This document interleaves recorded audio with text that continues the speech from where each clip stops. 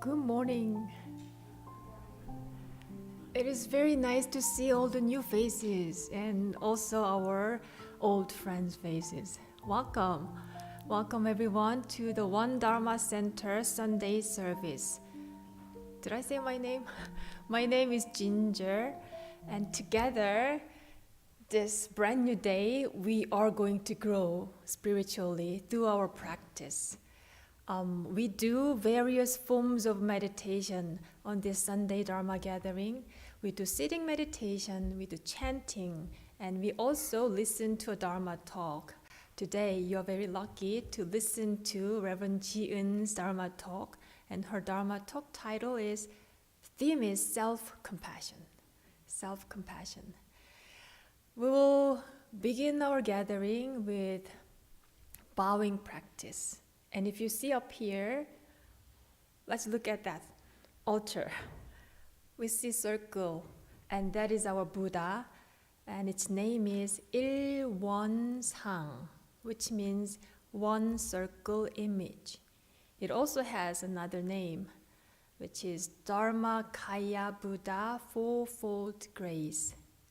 Dharmakaya Buddha Fourfold Grace. And this circle image, the mind of Buddha, represents the ultimate truth of the universe. Not only for that, it also for our true nature. So when you are here together through this practice, we remind ourselves that we are not different from this true nature that within us all the time. And we are here to cultivate our true nature. But first, we'll do this practice with our bowing. So please join me in standing posture to offer our bows.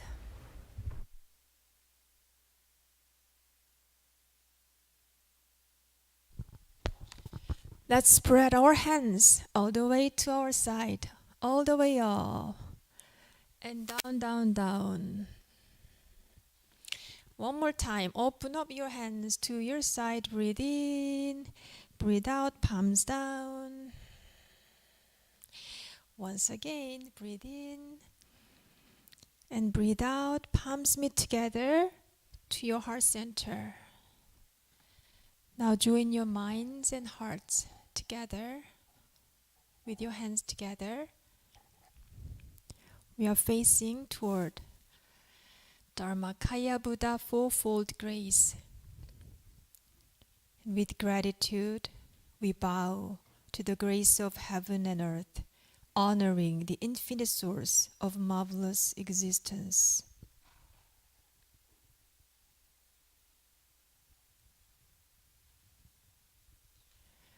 With gratitude, we bow to the grace of parents, ancestors, and everyone who has given us life and nurtured us.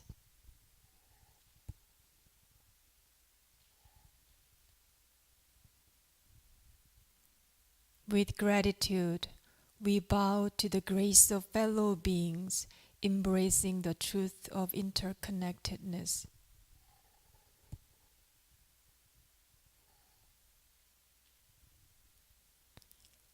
With gratitude, we bow to the grace of laws, which guides us to develop justice and freedom through Dharma and universal principles.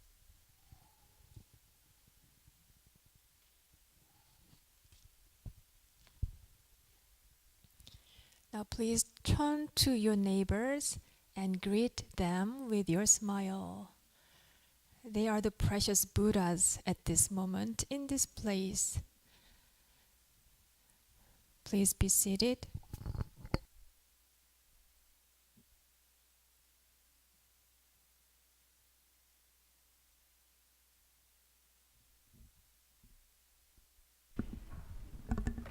Feel free to wiggle your body side to side, back and forth. Finding the comfortable, proper point of your body. So meditation is simple and easy that anyone can practice. This morning, Pat will give us more details of how to sit comfortably. The method of sitting meditation is simple and easy. Sit comfortably on the floor or in a chair. Breathe in, grab all your tension, and breathe it out. Open up your chest and heart. Stretch up tall and align your spine from your neck to your tailbone. Relax your shoulders and arms. Then allow your hands to rest on your knees.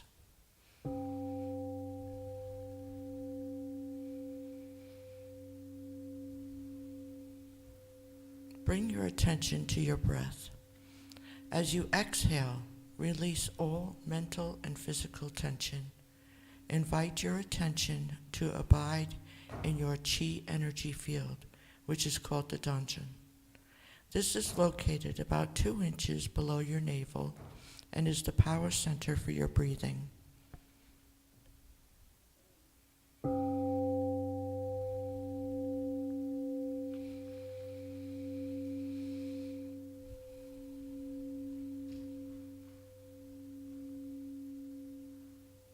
Open your eyes and gaze downward over the end of your nose to the floor. Keep your mouth closed and allow the tip of your tongue to rest gently against the roof of your mouth. When your mind is concentrated and calm, pure and clear saliva may gather in your mouth. You may swallow it. Relax your facial muscles and notice your gentle smile.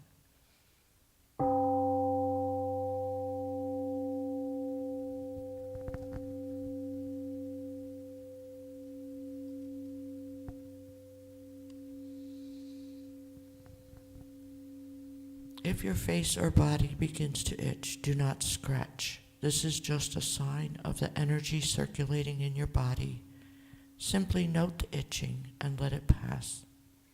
If your legs ache unbearably, you may change your position very slowly and quietly so that you maintain a calm stillness and do not interrupt others.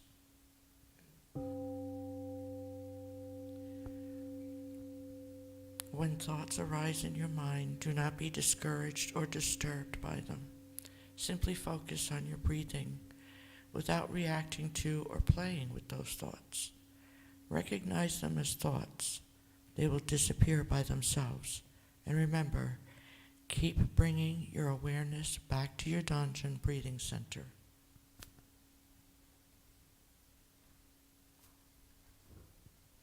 If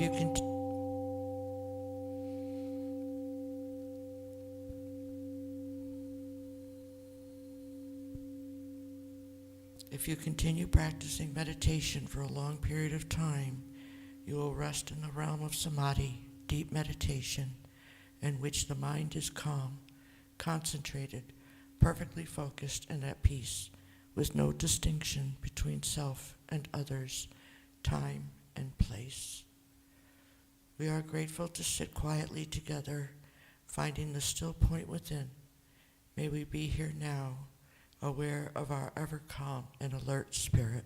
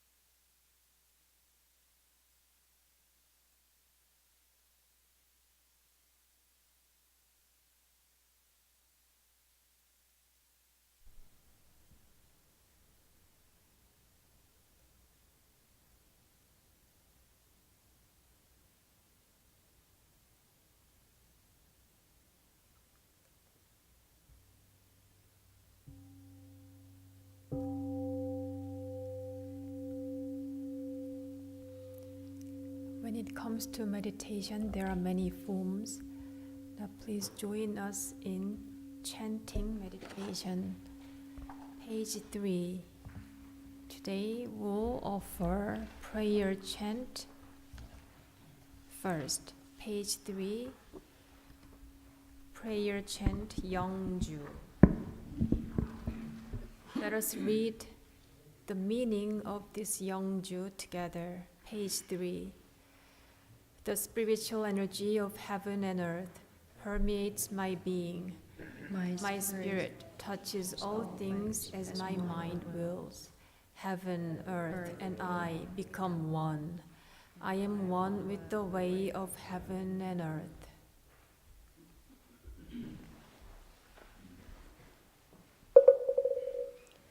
영주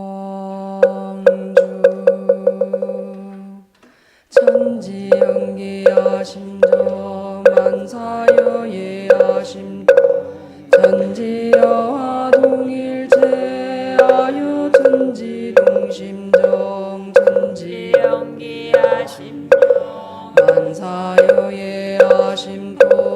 천지여와 동일체하여 천지동심정 천지연기야심정 만사여예야심도 천지여와 동일체하여 천지동심도 천지연기야심정 만사여예야심동 천지여와 동일체하여 천지동심정 천지연기야심정 만사여예야심동 천지여와 동일체하여 천지동심 천지연기야심정 만사여예야심동 천지여와 동일체하여 천지동심정 천지연기야심정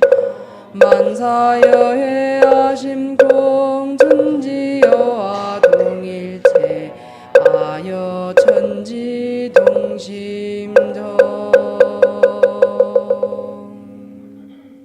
Please join your palms together. Let us read Prayer for World Peace. Grace of heaven and earth, grace of parents, grace of fellow beings, grace of laws. O Dharmakaya Buddha, fourfold grace, may we take refuge in Dharma and be filled with compassion and wisdom. May we transform delusion into wisdom, greed into generosity, resentment into gratitude, discord into harmony, and hatred into compassion. May all nations grow and benefit mutually. May the strong help the weak, and may the weak learn and evolve according to Dharma. May all those who have died from world conflicts and disasters be delivered through all obstacles and be at rest. May there be peace throughout the world, and may all beings enjoy tranquility and happiness, living in their original true nature. This we pray with our whole hearts. Page 4 and 5, Sutra chanting. Page 4. 일원상방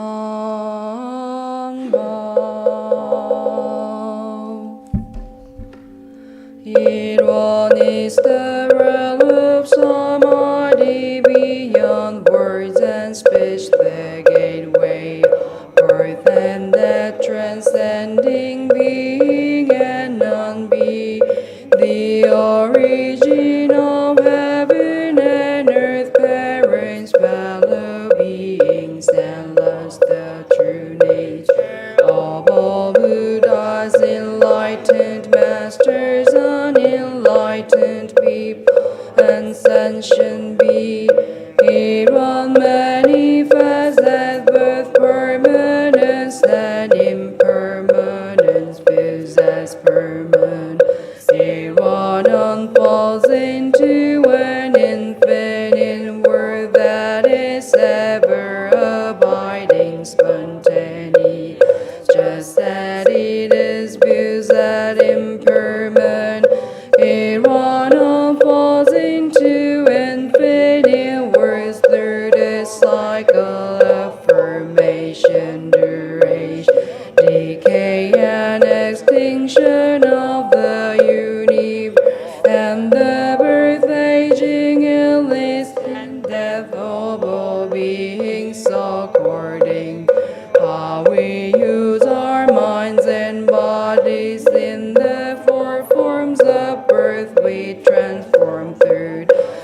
six realms of existence, progressing or regressing with grace arise from harm or harm from grief. Therefore we unawakened be vow to practice wholeheartedly, modeling ourselves after it once the Dharmakaya Buddha by cultivating our minds and bodies deeply, wing human affairs and universal principle thoughtful, and using our minds and bodies skillfully, thus progressing rather than regress, and receiving grace rather than harm until we attain the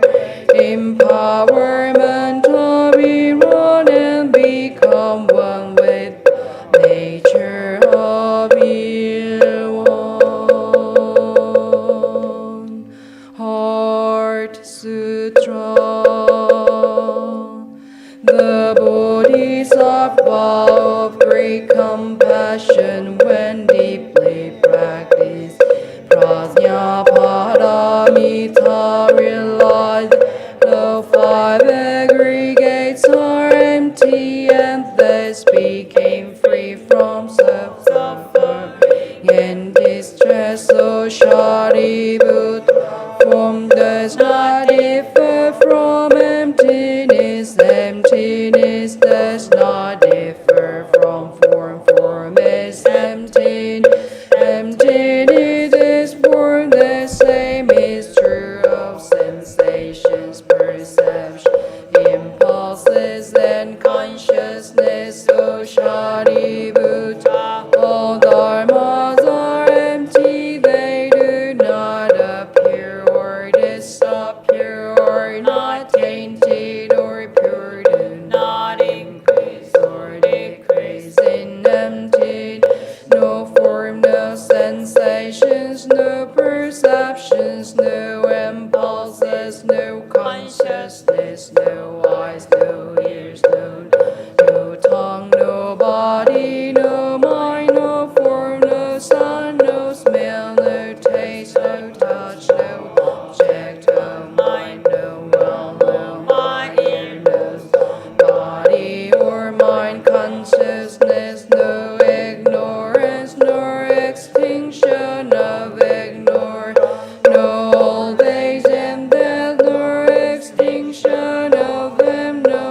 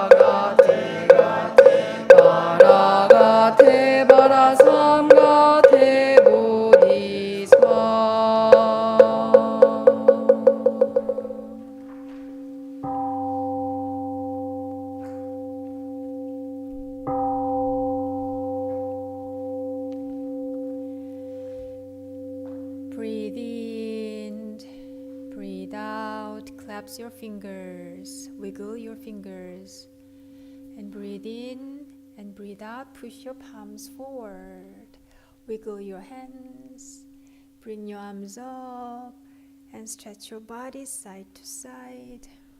Keep breathing. And now release your hands down. Palms meet together.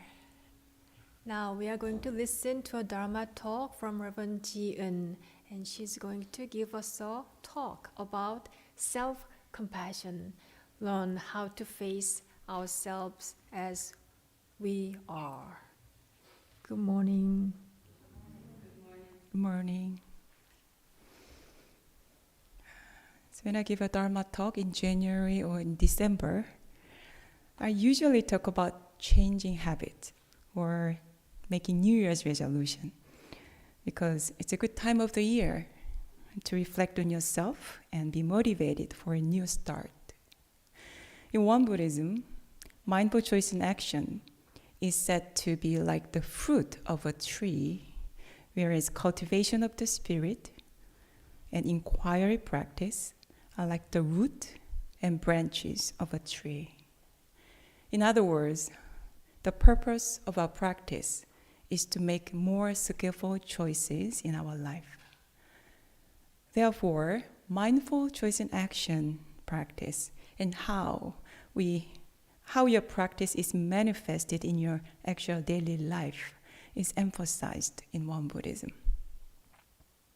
But today, I want to talk about something that you might think is quite opposite notion, which is self-compassion.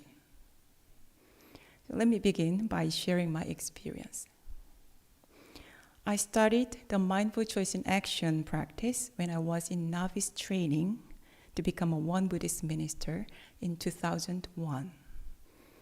I worked in the head Dharma Master Chwasan's office in the headquarters of Won Buddhism in Korea. And soon after I started working as a novice, I realized that I was a very forgetful, unmindful, and clumsy person,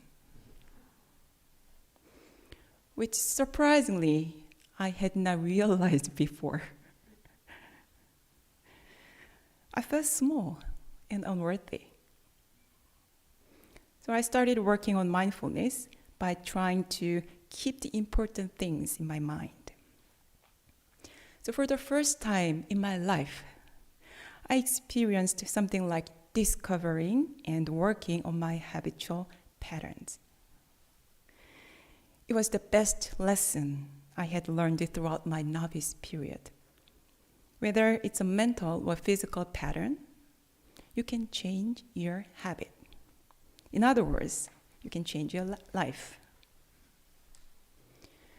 At the time, the head Dharma Master Chwasan jokingly said to me, "You gotta pay a hefty fee for tuition." The next year, I entered the Yongsan University, the Won Buddhist seminary.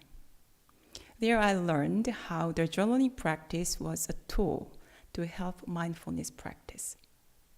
Journaling practice in Won Buddhism is first you set which mindfulness items you want to focus on, you want to work on, and you track them until you make it your new habit.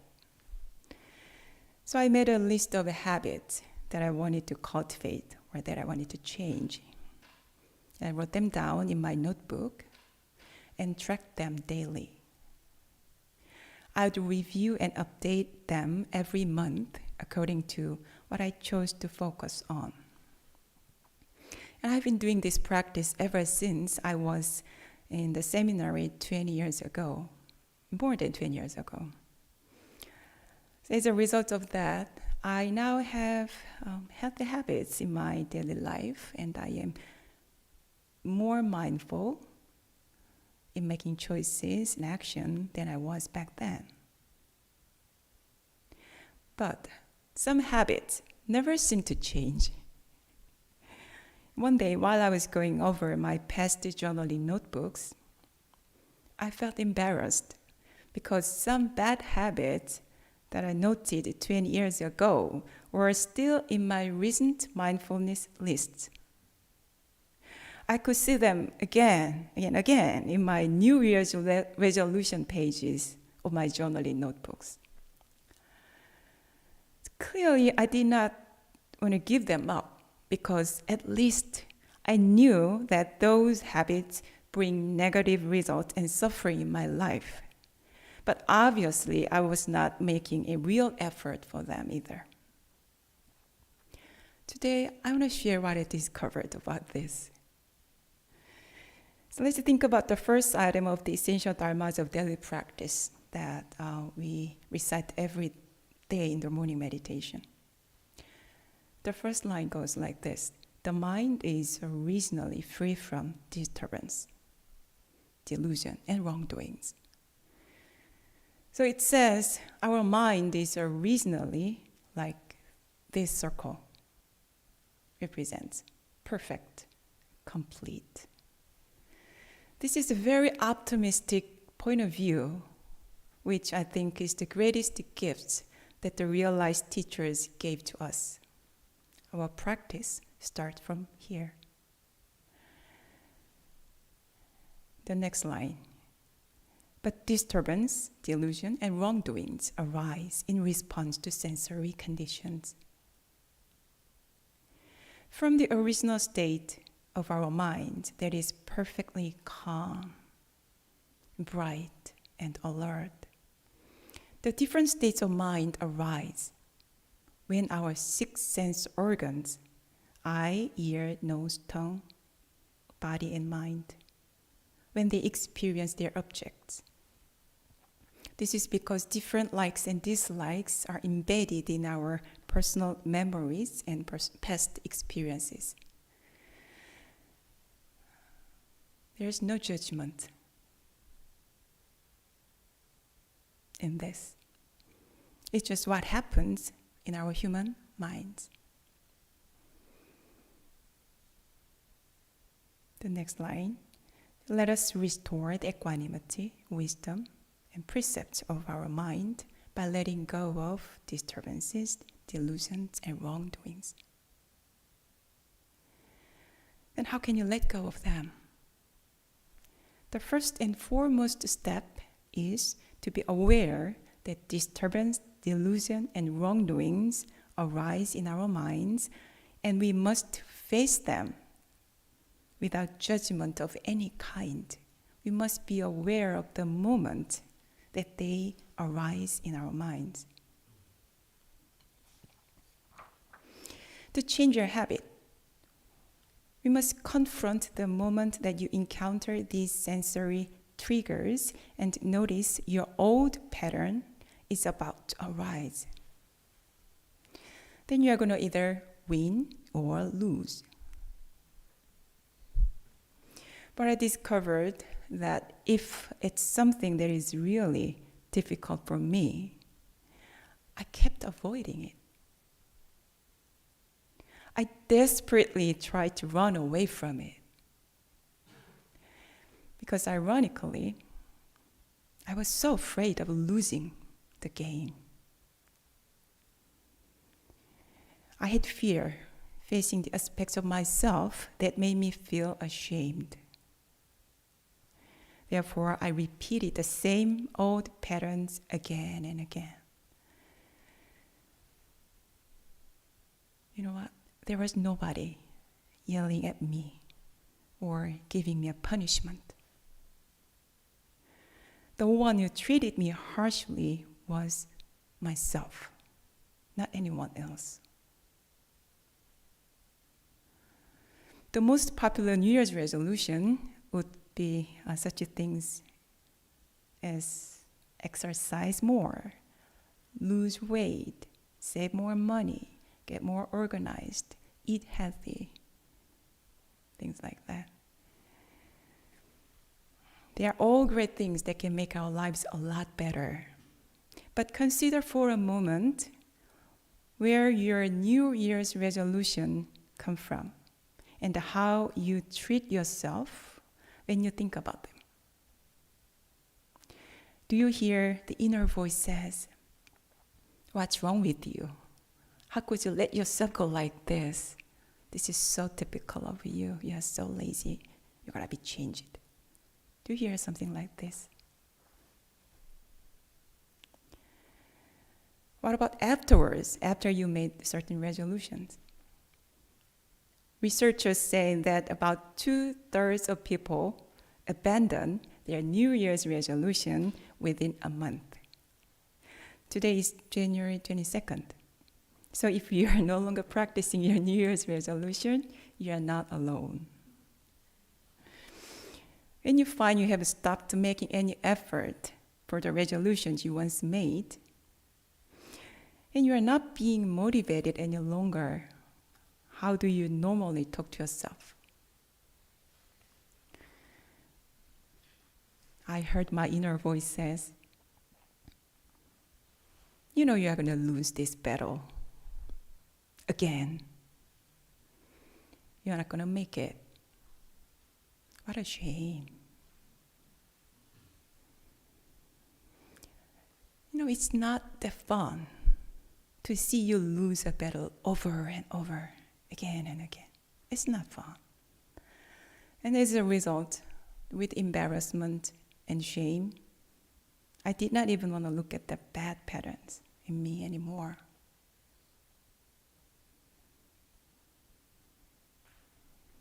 When I discovered how harshly I was belittling myself, I felt compassion.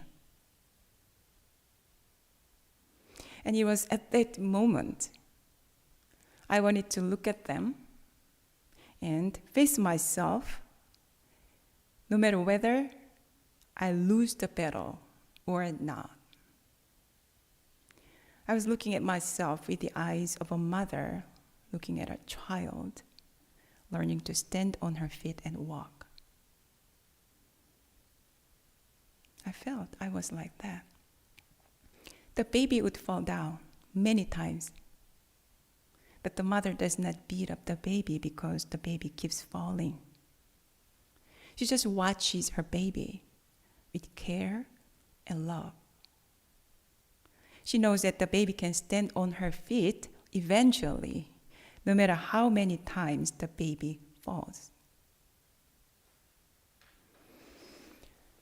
So when we make a resolution to change ourselves, we need to first look at ourselves with the loving and caring eyes of a mother.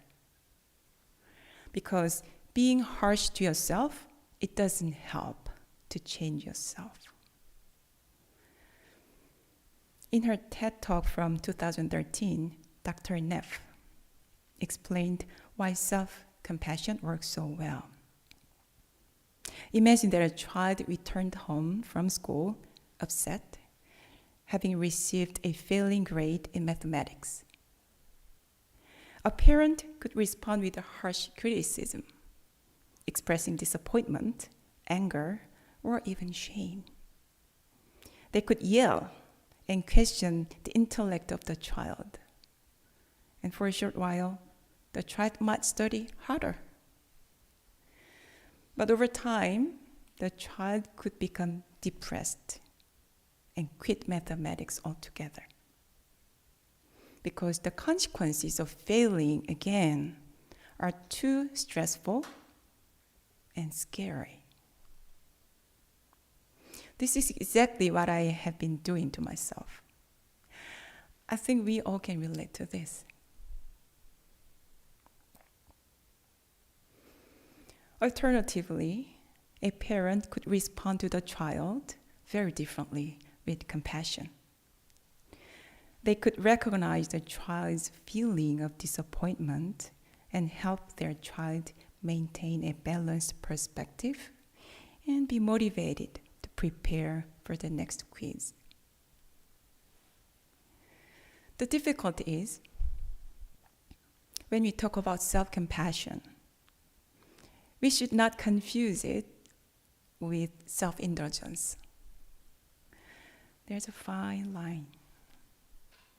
The compassionate response of a parent in this analogy did not involve turning a blind eye to the test grade. It involved creating a safe and nurturing environment where mistakes are okay for the child to confront. When practicing self-compassion, remember that a mother does not want her baby to be harmed. Our founding teacher, Sotae-san, used this analogy. If a parent sees their child injure his or her hand by grabbing the sharp edge of a knife and cry, any parent would take the knife from the baby's hand. Do as a mom would do to her beloved child. Self-compassion does not mean that you always say everything is okay. If you are confused if it's a self-compassion or a self-indulgence, you can ask these questions. What would a wise mother say to her child? I think we are all sitting here on this Sunday morning because we all want to learn and grow and bring positive change in our life. And this is an interesting question that we all can reflect on. How do I actually learn best? How do I change? How do I grow? Is it through belittling myself and berating myself? Or is it through something else, some other quality like self-compassion? Since I started novice training, I have always questioned myself about what I do miss or what I lack in my practice or in my personality. But seeing that my practice was kind of stuck, meaning some habits seem never change, I realized that I now need to cultivate compassion towards myself. Because when we recognize the pain, the lack of skill in our action and speech with compassionate heart, we actually have the energy to move on. Where does the energy come from? It's from forgiving ourselves and realizing that it happened and that it was wrong. The courage comes from that acknowledgement. And with that courage, you will be able to say, I'm going to go now in a different way because I'm capable of change. Compassion towards others, the sense of resourcefulness to care about anybody, come from this sense of inner abundance. So the factor of loving kindness for oneself is a tremendous source of strength and wherewithal within. I hope we continue this journey throughout this year. Thank you. Wow, thank you, Reverend Jieun, for that insightful talk. So we can all echo what she shared about this, that differences between self-criticism, self-compassion, and further different from self-indulgence. And as we begin this new year, we can use this Dharma when it comes to our day-to-day life and how to improve our life with this teaching. After this, at the end of this service, I hope to have a few minutes of discussion time as you pair up with your neighbor and talk more about how we can use this teaching better. How about that? Okay, now we will recite Essential Dharmas of Daily Practice, page 6. Page 6, Essential Dharmas of Daily Practice. Number 1, the mind is originally free from disturbance, but disturbances arise in response to sensory conditions. Let us restore the equanimity of our true nature by letting go of disturbances. 2, the mind is originally free from delusion, but delusions arise in response to sensory conditions. Let us restore the wisdom of our true nature by letting go of delusions. 3, the mind is originally free from wrongdoing, but wrongdoings arise in response to sensory conditions. Let us restore the precepts of our true nature by letting go of wrongdoings. 4, let us replace disbelief, greed, laziness, and ignorance with belief, zeal, questioning, and dedication. 5, let us turn resentment into gratitude. 6, let us turn dependency into self-reliance. 7, let us turn reluctance to learn into willingness to learn well.